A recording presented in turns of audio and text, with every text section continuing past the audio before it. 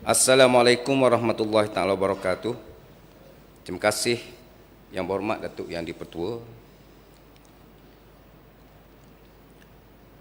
Yang Berhormat Ahli-Ahli Mesyuarat Kerajaan Negeri, Ahli-Ahli Yang Berhormat Ketua-Ketua Jabatan Negeri dan Persekutuan,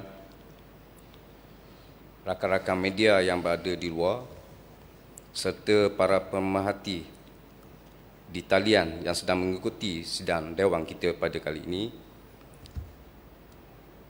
Pada hari ini saya merasa amat bersyukur dan bertuah kerana berkesempatan untuk membahaskan belanjawan bagi tahun 2021 yang telah dibentangkan oleh Yang Amat Berhormat Menteri Besar pagi semalam. Saya mengucapkan tahniah atas pembentangan belanjawan 2021 yang bertemakan melestarikan kesejahteraan bersama. Hujang lebat membawa tempias, basah si anak sungguh kesian.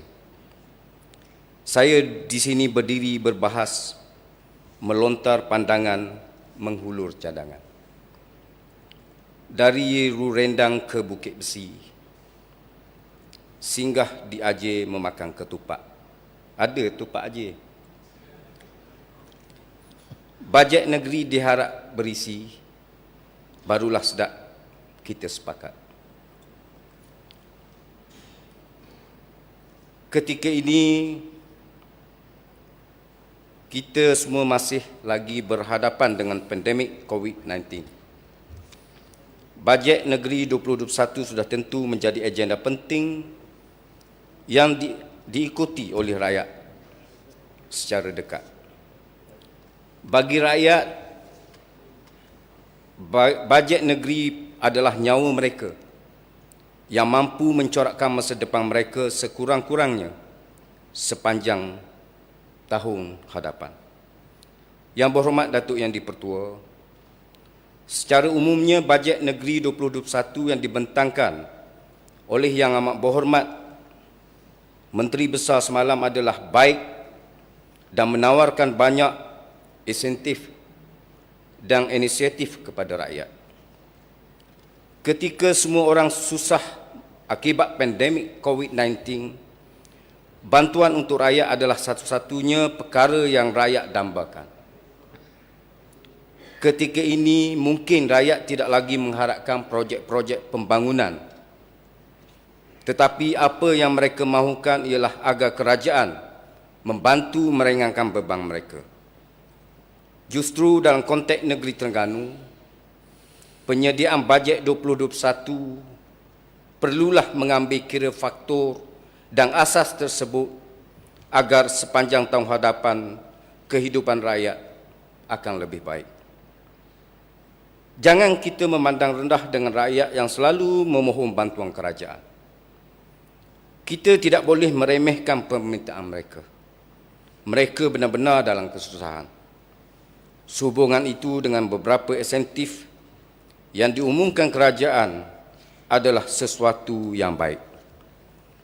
Bagaimanapun saya berharap kerajaan perlu memastikan tawaran yang diberikan kerajaan benar-benar sampai ke golongan sasar. Bantuan yang diberikan mestilah bersasar dan bukannya tersasar.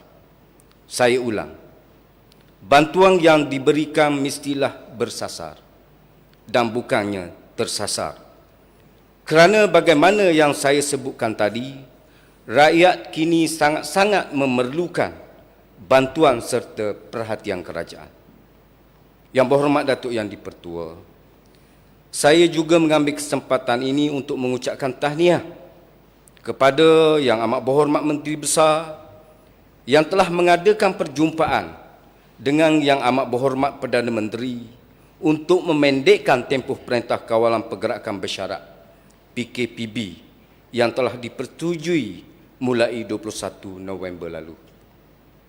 Dan tidak lupa juga saya nak mengucapkan tahniah kepada pengurusi Badan Perhubungan UMNO Negeri yang turut mengadakan perbincangan mengenai perkara yang sama dengan Yang Berhormat Menteri Kanan Keselamatan. Sebenarnya memang wajar PKPB dikaji mengikut kesesuaian masa.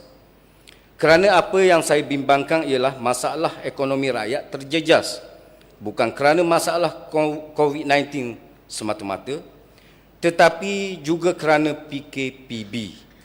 Inilah yang perlu kita fahami bersama. Walaupun isu pengangguran dikatakan menurun, namun isu-isu sosial lain perlu juga diberikan perhatian kerajaan, apatah lagi ketika keadaan pandemik yang tidak menentu sekarang. Sebagai contoh, sebagaimana yang disebutkan oleh wakil wanita tadi, Terengganu merekodkan jumlah penagih dadah tertinggi bagi setiap 100,000 penduduk. Statistik Agensi Anti Dadah Kebangsaan AADK menunjukkan negeri Terengganu mencatat nisbah 916 penagih dadah bagi setiap 100,000 penduduk. Pengarah Bahagian Pencegahan AADK Kebangsaan Zainuddin Abdullah berkata, nisbah kedua tertinggi dicatat di Kelantan, diikuti Pahang dan Perlis. Begitu juga dengan kadar jenayah yang lain. Ia sangat memerlukan perhatian lebih oleh kerajaan negeri. Misalnya, penyalahgunaan dadah di kalangan wanita juga masih lagi menunjukkan trend yang memerlukan lebih usaha bagi menanganinya. Dari Januari hingga Jun 2020 misalnya, hanya terdapat 188 orang penagih dadah wanita di negeri ini. Remaja wanita seawal usia 14 tahun adalah antara penagih dadah yang dikesan terbabit dengan penagihan dadah. Selain mereka berusia dalam lingkungan 20 hingga 35 tahun. Sehubungan itu melalui Bajet Negeri 2021, perkara sedemikian tidak dikesampingkan begitu saja kerana isu-isu sosial ini boleh dikatakan menjadi teras kepada gagal atau berjayanya usaha kerajaan untuk memaju dan membangunkan negeri ini pada masa yang akan datang. Sehubungan itu, saya menaruh harapan tinggi agar program dakwah yang dimasukkan melalui Bajet 2021 ini yang melibatkan peruntukan sebanyak RM1.1 juta mestilah dilaksanakan secara menyeluruh dan berkesan serta tidak tertakluk kepada program yang bersifat perhimpunan yang selalu digahkan dengan kehadiran yang ramai. Bagi tujuan itu, dakwah secara bersemuka atau kaedah-kaedah lain yang sesuai mungkin boleh difikirkan oleh kerajaan negeri. Yang Berhormat Datuk Yang di-Pertua, saya juga gembira dengan pengumuman kerajaan yang mahu membantu golongan usahawan yang merupakan antara golongan yang teruk terjejas akibat COVID-19. Tabung Usahawan Sejahtera Tugas, UGATE dan UBES adalah antara program atau inisiatif kerajaan negeri bagi membantu golongan usahawan ini. Ini satu usaha yang wajar diberikan sokongan. Bagaimanapun, saya berpandangan tumpuan yang lebih meluas perlu diberikan perhatian agar lebih banyak lagi usahawan-usahawan dapat manfaat daripada program tersebut. Kebetulan saya juga ada menerima rungutan, daripada golongan usahawan ini yang menyatakan dalam keadaan tertentu dapat kesulitan untuk mereka mendapatkan bantuan. Saya tidak pasti apa yang berlaku, termasuk kemungkinan peruntukan telah habis atau bagaimana. Itu kisah Bajet 2020 yang dibentangkan kerajaan negeri tahun lalu. Maksud saya, apakah jumlah yang diperuntukkan melalui pengumuman bajet negeri itu disalurkan dengan jumlah yang disebut atau berlaku kekurangan dan sebagainya. Ini penting agar kita dapat terbuai dengan kononnya bajet negeri yang hebat, tetapi apabila tiba waktu pelaksanaan, ia tidaklah seperti yang diumumkan. Contoh, yang diumumkan 10 tetapi yang disalurkan hanyalah 4. Ini contoh. Saya berharap kerajaan negeri akan memberikan perhatian serius terhadap perkara ini kerana ini adalah soal meringankan beban rakyat, khususnya ketika pandemik COVID-19.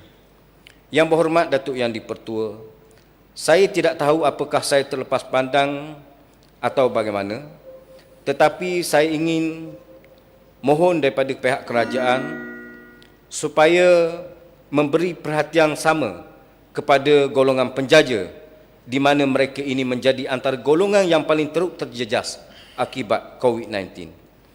Saya cukup bersimpati dengan golongan ini yang sedang berjuang untuk meneruskan kehidupan. Walaupun kerajaan telah memberikan pengecualian bayaran lesen, namun saya fikir bantuan lain juga wajar dipertimbangkan. Cuba kita turun padang bertemu dan mendengar rintihan mereka. Kisahnya sungguh menyedihkan. Mereka bukan sahaja golongan penjaya yang asal, tetapi disebabkan pelbagai faktor kehidupan, mereka terpaksa terjun ke dalam dunia tersebut. Saya berharap jika boleh dipertimbangkan, kerajaan negeri perlu memikirkan bagaimana cara untuk membantu mereka. Mereka adalah sebahagian daripada rakyat yang susah dan menderita akibat penularan wabak COVID-19. Masa yang bermak dah cukup. Boleh saya Ayat yang terakhir, ambil ya. sikit lagi? Terakhir, dah lebih 1 minit lebih.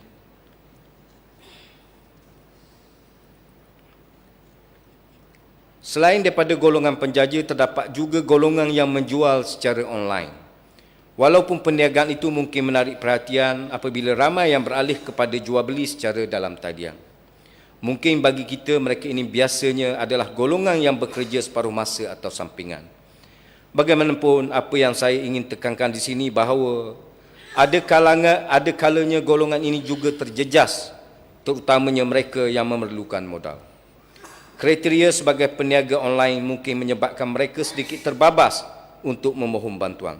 Sehubungan itu, saya mencadangkan agar kerajaan turut memberi perhatian terhadap golongan tersebut bagi mereka meringankan beban mereka, atau sekurang-kurangnya mereka dibantu dari segi modal, kerana ramai di kalangan kita yang ingin berniaga secara online tetapi mempunyai masalah modal. Boleh, Mak? Cukuplah. Cukup dah? Cukup dah, Mak. 2 minit 20 saat sekarang ni. Lebih. Ada beberapa perkara lagi yang penting ni, Yang Berhormat Datuk Yang Dipertua. Dah apa, kau sing ke kawan pula. Tetapi tak apalah, saya sebab pelancongan ni saya dok sebut juga, saya pun nak ucap tahniah juga kepada Heru kita tu. Tapi tak apalah, oleh kerana masa tidak mengizinkan saya untuk meneruskan perbahasan pada kali ini, jadi saya tutup perbahasan saya kali ini dengan pantun lagi lah.